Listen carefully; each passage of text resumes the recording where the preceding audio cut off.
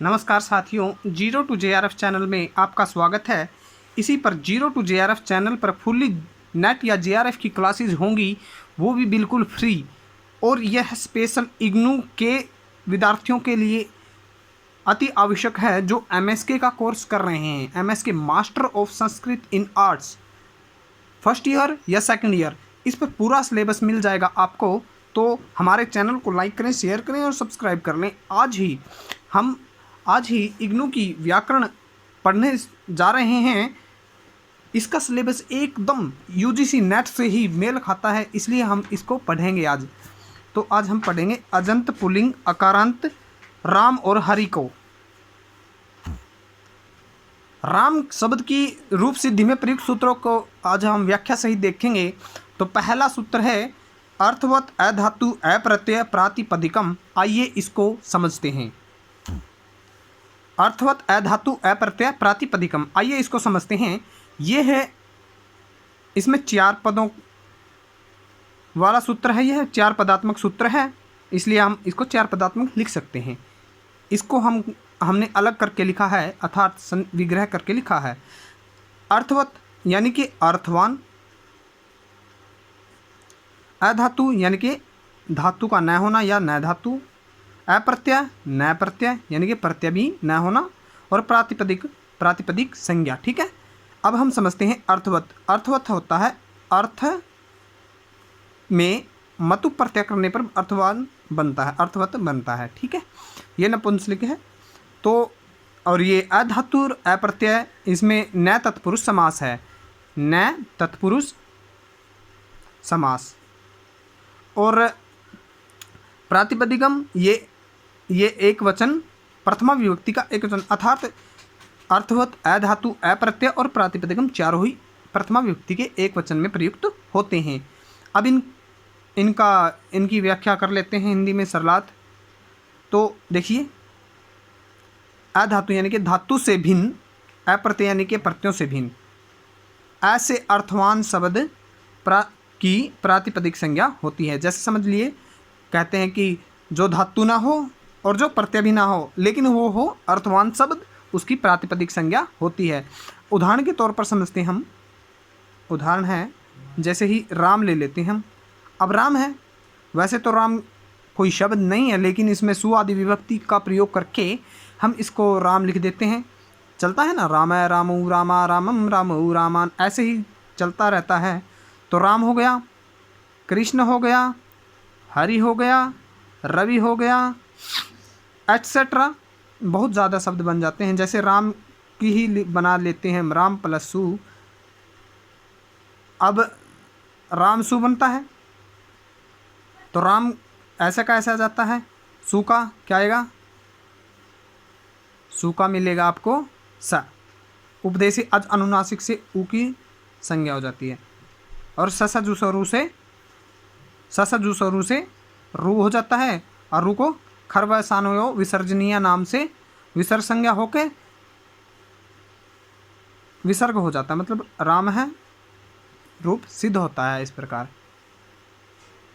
तो इस प्रकार आपने जाना कि अर्थवत अधातु अप्रत्यय प्रातिपदिकम, अर्थात प्रत्ययों से भिन्न, धातुओं से भिन्न ऐसे अर्थवान शब्दों की प्रातिपदिक संज्ञा होती है।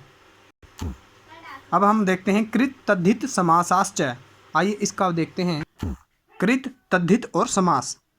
कृत तद्धित और समास, सूत्र का विग्रह ये हो जाता है, यानी कि कृत तद्धित और समा, यानी कि कृत तद्धित समा साह और च, ये हमने सूत्र का विग्रह कर दिया।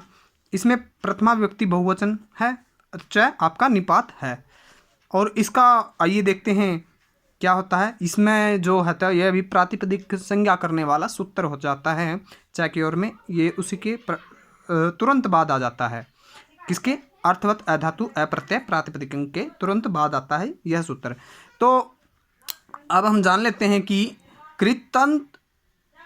कृदंत, तद्धितांत और समास, इनकी भी प्रातिपदिक संज्ञा होती है। आइए जानते हैं कृदंत कैसे, कृदंत कौन से हैं। कृदंत हो जाते हैं आपके कर्ता। उदाहरण के तौर पर है ये, उदाहरण बता रहा हूँ मैं अब आपको। कर्ता हैं, कारक हैं, और जैसे पाचक हो गया, एटसेट्रा, और भी बहुत ज़्यादा बन जाते हैं। अब हम देख लेते हैं तद्धित का। तद्धितांत, तद्धितांत शब्द यानी जिसके अंत में तद्धित शब्द हों, ऐसे तद्धित आपको पता ही होगा। और ये जो आपका तद्धितांत आ जाते हैं जैसे कि शूलगवः, शूलगवः, उपगवः, और आपका आ जाएगा वासुदेव, यानी कि वसुदेव का वासुदेव, ठीक है, एटसेट्रा, बहुत ज़्यादा आ जाते हैं। लेकिन अब आते हैं समास। अब आपके लिए एक प्रश्न है, समास किसे कहते हैं? इसको आप कमेंट बॉक्स में कमेंट ज़रूर करें। ऐसी ही वीडियो को देखने के लिए आप हमारे चैनल को लाइक करें, शेयर करें, सब्सक्राइब करें और बहुत ज़्यादा प्यार दें। तो समास में जैसे राजपुत्र और राजपुरुष है, इनकी भी क्या होती है? प्रातिपदिक संज्ञा होती है। और जैसे कि आपका आ जाएगा नीलकंठ, वृकोदर, एटसेट्रा, बहुत ज़्यादा हो जाते हैं, आपको पता ही होगा, एटसेट्रा।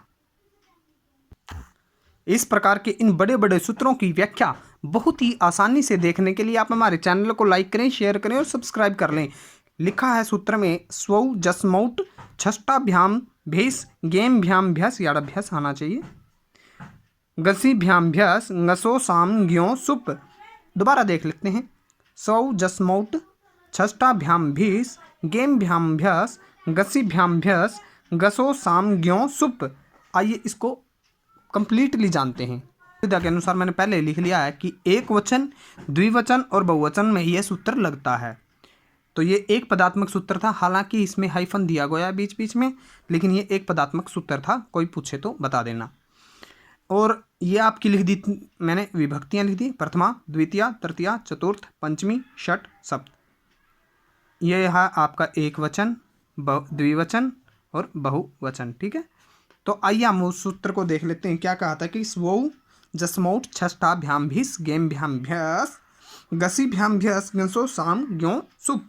तो देख लेते हैं, सु औ जस, पहला आ जाता है सु, फिर आ जाता है औ, आपका आ जाता है जस, सु औ जस, फिर आ जाता है आपका अम, आउट और सस, सु औ जस, अम आउट सस, टा भ्याम भिस, ता भ्याम भिस, गे भ्याम भ्यास,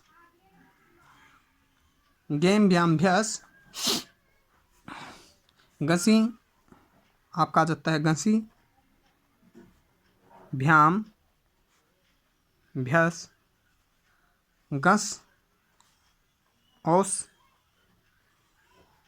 गस औस अम, हाँ गस औस अम, शायद, हाँ गस औस आम, हाँ ठीक है, गस औस आम, गी ओ सुप, आपका गी, ये कैसे गी आएगी अब देख लेते हैं, याद कर लेते हैं। हाँ, ये छोटी ही की आएगी, गी औस और सुप। इनको कहते हैं सु आदि प्रत्यय। ये सारे सु आदि प्रत्यय होते हैं। जैसे इसमें ले लेते हैं हम, इनको सु प्रत्यय भी कहते हैं। एक वचन प्रथमा विभक्ति का सु लेके और सप्तमी विभक्ति का बहुवचन का प, ये हलंत आ जाता है। प लेके आपका सु और प, सुप प्रत्यय हो जाते हैं। सुप प्रत्ययों की संख्या कितनी है, कई बार एग्जाम में पूछ लेता है, तो इनकी है 21। सुप प्रत्यय कहाँ पर लगाए जाते हैं आपको पता ही होगा, बता दीजिए कमेंट में। ये सूत्र देख लेते हैं हम, द्वे एकयो द्विवचने एक वचने, द्वे एकयो द्विवचने एक वचने। आइए इसको देख लेते हैं। द्वे एकयो द्विवचने द्विवचने मतलब द्वित्व में द्वितीय विभक्ति लगेगी और एकत्व में एक वचन या प्रथमा विभक्ति लगेगी। कहने का तात्पर्य यही है बस। आप इससे ऐसा समझ सकते हैं कि द्वित्व के योग में द्विवचन लगेगा, एकत्व के योग में एक वचन लगेगा, बस इसका अर्थ इतना ही है। विरामो अवसानम वर्णानाम अभावो अवसान संयम स्यात् ऋत्व विसर्गो रामः। आइए इसको देख लेते हैं। विरामो अवसानम, यहाँ कहने का तात्पर्य ये है कि जहाँ पर भी विराम दिया गया है, विराम